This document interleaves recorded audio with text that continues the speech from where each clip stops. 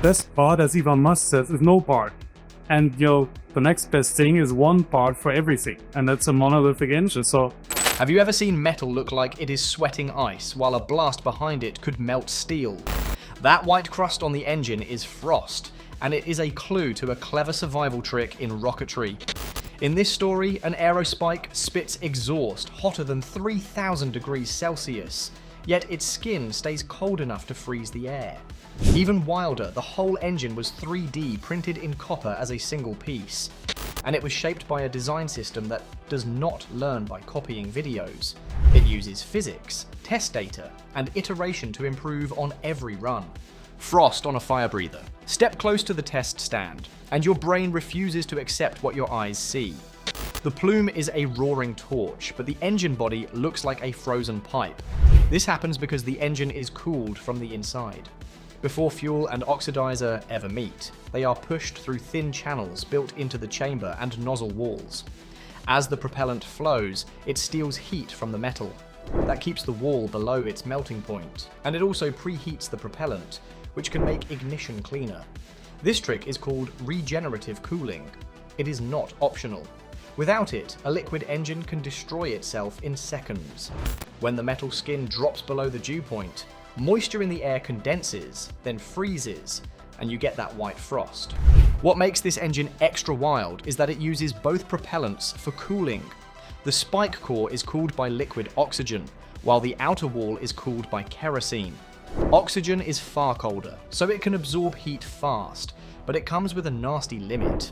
If it warms too much, it boils into gas before it reaches the injector. An injector designed for liquids will not behave the same with gas, and instability can follow. Kerosene is easier to keep liquid, so most engines rely on it for cooling. Running oxygen through cooling channels is also dangerous if the engine is not spotless. A tiny smear of oil trapped in a shadowed corner can ignite when high-pressure oxygen hits it. So when you see frost on an engine that is simultaneously melting the air behind it, you are looking at precision plumbing doing an almost impossible job. One piece no mercy. Old high-thrust engines solved cooling with brute force manufacturing. The famous F1 engine of Saturn V used many miles of thin copper tubes, braced and brazed together to form the cooling channels. It worked, but every joint was a risk. A single weak bond could have meant a leak, a burn-through, and a very different history. Now, jump to 2025, where a printer can replace a workshop full of fixtures. With metal additive manufacturing, a laser melts metal powder layer by layer to build a part with internal passages that you could never drill or weld by hand. The Aerospike here was printed in copper, a metal that moves heat quickly, which is exactly what you want when one side of your wall faces a 3,000 degrees Celsius flame. It was produced as a monolithic engine, meaning the chamber, channels, and spike are one continuous piece.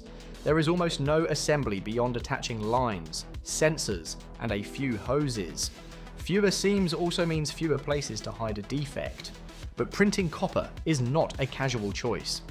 Copper reflects laser light and conducts heat away, so it fights the printing process. Getting dense, strong copper parts takes serious process control. That is why a specialized company, Econity 3D, printed this engine. And it is why the result feels unreal. A single copper part that routes oxygen through one set of passages, routes kerosene through another, and keeps an Aerospike alive long enough to prove the idea. The algorithm that designs. The people behind this are not trying to sell you a rocket. They are trying to sell you a new way to make rockets. Lynn Kaiser is a software engineer who thinks in rules and systems. Josephine Lissner is an aerospace engineer who has lived in the world of tight tolerances and hard deadlines, including work in Formula 1. They met, fell in love, and built Leap 71. Their core product is an algorithm they call Noyron. At first glance, you might call it AI, but they reject that label for a simple reason. Most modern AI learns by imitation. Show it a mountain of examples, punish wrong answers, reward right ones, and it becomes good at copying patterns without understanding why the patterns work. Noyron is built the other way around. It starts with physics. It knows what materials can handle, how fluids flow, how heat moves through copper, how combustion behaves, and what manufacturing limits a printer imposes. From those constraints, it derives geometry that should work, even if it has never seen that exact engine before. Think of teaching an alien to strike a match. A pattern learner would watch endless videos.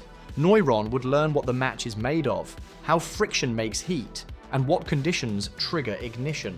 Then it could work out the motion needed. It still cannot strike the match because it has no hands, but it can output an engine shape that a printer can build.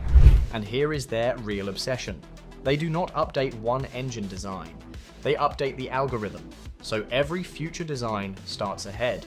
Why aerospikes hurt your brain? To feel why this aerospike is such a flex, walk through the choices you make when you design any liquid engine. First, you pick the engine type. Solid motors are simple, but once they light, you do not get to negotiate. Liquids are harder, but you can throttle them and shut them down. Hybrids exist too, but they often land in an awkward middle, so most teams skip them. Next come propellants. You need an oxidizer, so liquid oxygen is a classic pick, but it only stays liquid at about 183 degrees C. That means tanks, lines, and valves are always fighting heat leaks. For fuel, kerosene is cheap, common, and happy as a liquid. Now, you need an injector that mixes the fluids only after they enter the chamber, because mixing too early can cause an explosion. An impinging injector does this by aiming jets at each other, so they smash into droplets that burn well. If those droplets are too big, you waste performance. If the spray is uneven, you can get hotspots that burn through walls. Then, you choose your nozzle. A de Laval bell is proven and easier to cool. It is also tuned to a pressure range. At sea level, the air can crush the plume. In a near vacuum, the plume wants to expand more than the bell allows. An aerospike flips the idea. The outside air becomes part of the nozzle, so the exhaust can adjust as the rocket climbs. In theory, you get better efficiency across the whole ride, but you pay for it with brutal heat right on the spike. That is why the frost matters. Cooling an aerospike with oxygen and kerosene at the same time is not just hard, it is risky. LOX cooling can boil the moment the heat flux spikes, and the injector does not forgive surprises. Quick pause, because the original story also paused. Data brokers collect scraps of your life and sell them. A service called Aura claims to fight back by requesting removals, and by adding tools like fraud alerts, monitoring, a VPN, antivirus, and a password manager with a 14-day trial mentioned in the video. Then it is back to the engine, where the only thing that matters is whether the math survives contact with fire. Green flame, better next time. Leap 71 did not start by leaping straight to the hardest engine. They built experience by testing. They designed small engines with liquid oxygen and kerosene and tried different materials. Aluminium is light but melts around 660 degrees Celsius, so it teaches you limits fast. Inconel survives much higher temperatures, up to about 1400 degrees Celsius, but it conducts heat differently. Copper conducts heat extremely well, which helps spread hotspots, but it can also become the thing that burns if cooling falls behind. Each hot fire test becomes new evidence that Noyron can use to refine the next design. Before the 20kN Aerospike, they called it Insanity. They tested a 20kN de Laval engine as a reference. That engine, which used methane for cooling, was printed in 2 parts and relied on expensive Teflon seals to prevent leaks. Its chamber had a slightly bulbous port bottle shape. The idea is that a gentle expansion can slow the flow, increase residence time, and raise the chance that combustion finishes inside the chamber, improving efficiency. On the Insanity Aerospike test, the exhaust showed green. A green flame can mean copper is being eaten. The engine survived, but the run ended early because a small region of the spike was not cooled enough. They could see the weak spot in the data, and they did the sensible thing. Stop, save the hardware, and learn. It was literally turning into fuel. That sounds scary, yet it proves the larger point. They are not chasing one perfect engine. They are building a system that gets closer to perfect each iteration. Feed the data back, fix the rule, print again, and the next spike should be better. That is the whole game. Thanks to Lynn and Josephine for letting the cameras roll and for answering the dumb questions. And yes, after watching this, you might feel brave enough to build your own engine. Just remember, without Noyron, you have to earn every lesson the hard way. Also, tomatoes are disgusting. And so the next time you see a rocket test clip and notice frost creeping over metal, don't scroll past it. That frost is a sign of channels, pumps, and geometry doing life or death heat math in real time. It is also a sign of a new era where engines can be born as one printed part, fired, measured, and improved almost immediately. Leap 71's bet is that the fastest progress comes from upgrading the rulebook, not endlessly hand-tuning one design. If that bet holds, today's green flame becomes tomorrow's clean burn. In the raw, a copper spike learns to survive again,